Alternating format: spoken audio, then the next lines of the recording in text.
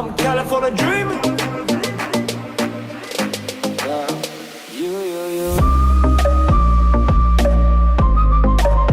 California dreaming about you.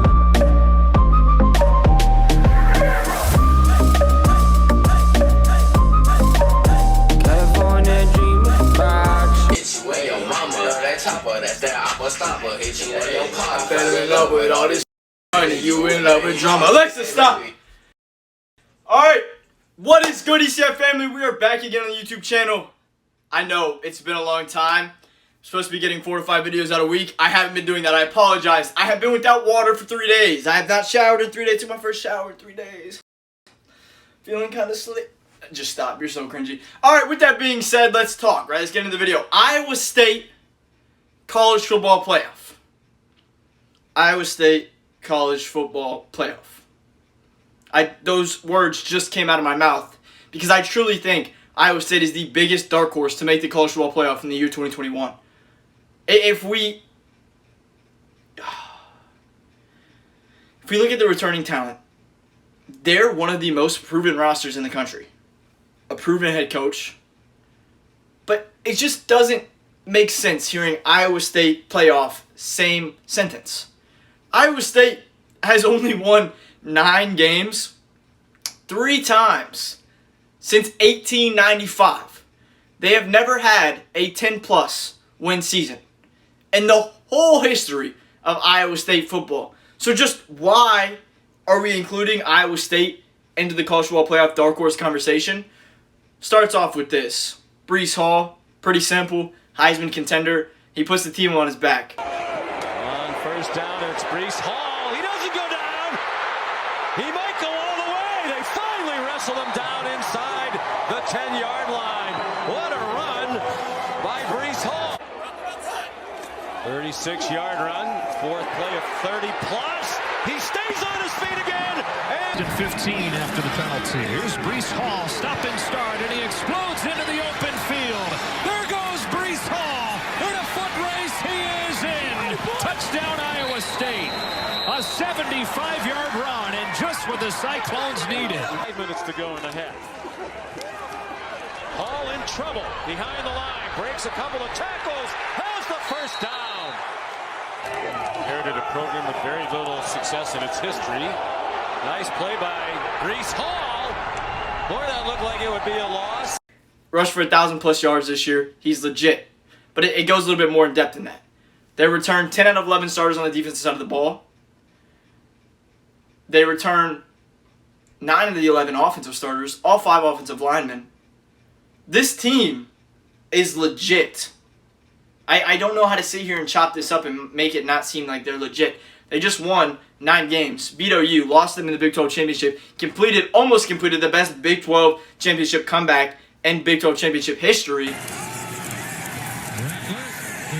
keep, turns the corner. It's 58 degrees outside. Purdy. Third down and 10. Pressure again. Open is Charlie Collar. Tripped up. Yep. 6 catches for 92 and a touchdown for Collar. Purdy turned down. Breece Hall in the flat. Comes to the near side instead for a bigger gain. Brock Purdy throws. Somehow it got through. Iowa State has trailed throughout. Xavier Hutchinson. That's a catch. That's 6 minutes to go in the Big 12 title game. Purdy pursuing again. Dumped it off. Breece Hall inside the 10. First down. On second and goal, Hall driving toward the end zone for a touchdown. Anybody moved? Purdy, can he rescue this? Purdy lofts it up. Jump ball, and it is intercepted by Trey Brown. Another huge play by the senior from Tulsa. And another. Then beat the brakes off of Oregon in the Fiesta Bowl. And if you're an Oregon fan, you're going to try to argue the scoreboard was close. The game was never close. Run with Hall. And Hall walks in. Here comes Thibodeau. Purdy throws a pass wide open in the end zone. For a long time. And he lost the ball, got knocked down. Iowa State's on it. And Cyclones. I think they should be. Purdy taking a shot down the field. It's caught inside the. Purdy fakes the pass and gets it. Over the head of Johnson. It's a line ball.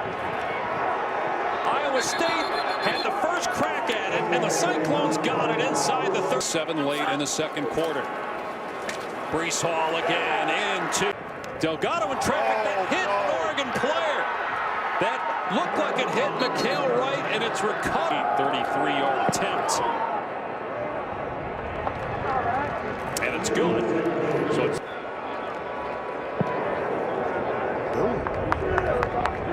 it's perfect. He's able to do that. Here's Shuck on 4th and 4. His pass is intercepted by Mike Rose. The 5th interceptor, and they win it by the final score of 34-17, defeating. Iowa State dominated Oregon. Iowa State is a legit football team. Are they in the conversation to make the playoff in 2021? I think we need to be having this conversation, though it's going to be hard. Why? Because one of the biggest favorites to win the national championship is sitting right in front of them in their conference. OU. OU's won the Big 12 6 years in a row. OU has the throne of the Big 12 right now. So can Iowa State make that jump? We'll have to see. Let's look at their schedule, and I'll tell you why I think they're a legit chance to make the college football playoff. All right, so to start off, they got Northern Iowa. Easy win. Easy win. Then they got the Iowa Hawkeyes. I've got them going 2-0 here. I think they're going to beat Iowa. I think it's going to be a great game. Should have beat them in 2019 if I'm correct. If it wasn't for a muffed punt, they most likely would have won that game. Then they got UNLV. They'll most likely curb stomp UNLV. Then they got Baylor. Easy way to start 4-0. Then they got Kansas. An easy 5-0 start to the season. And then just like that, we've got a top 5 Iowa State team, probably top 7, considering their strength of schedule. Probably be a top 7 Iowa State team coming into week 5. Then they got a bye week. Then they've got K-State. They can easily beat K-State, start off 6-0. Then they got Oklahoma State. They can easily beat Oklahoma State. Oklahoma State beat them in 2020, but I think they're out for revenge. And just like that, they're 7-0. Just like that, the Cyclones are 7-0. Then next up, they got West Virginia. West Virginia lost to Stills Brothers. They lost some talent. They still have their running back and their quarterback, so they're going to be returning talent. But just like that, they can go 8-0 if they beat West Virginia. Then here comes the brute of the schedule. Brute. They got Texas. They got Texas at home and Ames. Steve Sarkisian's first year. Can they beat Texas? If they're able to beat Texas, they'll start off the year 9-0. 9-0. Keep this in mind. They start off 9-0. They've only won 9 games in program history since 1895. Like, 1895, like, I don't know. We didn't even have, like, electricity, maybe? I don't know what was happening in 1895. I'm not a history major, okay? And then they got Texas Tech. Just like that. Their first 10-win season in program history. It's not that simple, though, right? There's going to be ups and downs. There's going to be downfalls. But could easily start 10-0. Not going to say easily, because I think West Virginia, Oklahoma State, and Texas will all be a struggle, and that's a 3-game stretch. They could easily drop one of those 3 games. But then they've got OU. Could they be sitting here going to OU, a 1-loss team, beat OU,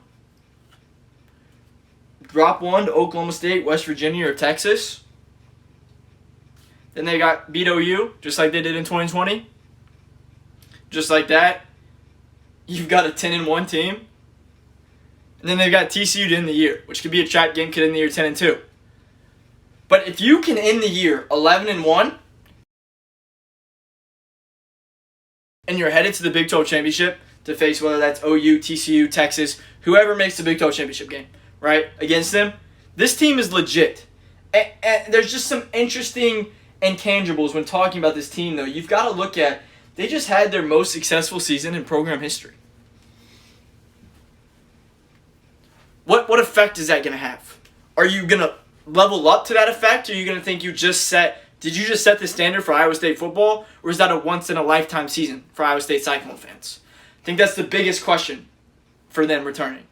I will say one quote to end it off. Brees Hall had this to say after beating Texas.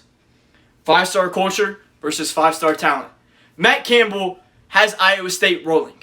They're in unprecedented heights. Iowa State is a basketball school, and they're not even that good at basketball.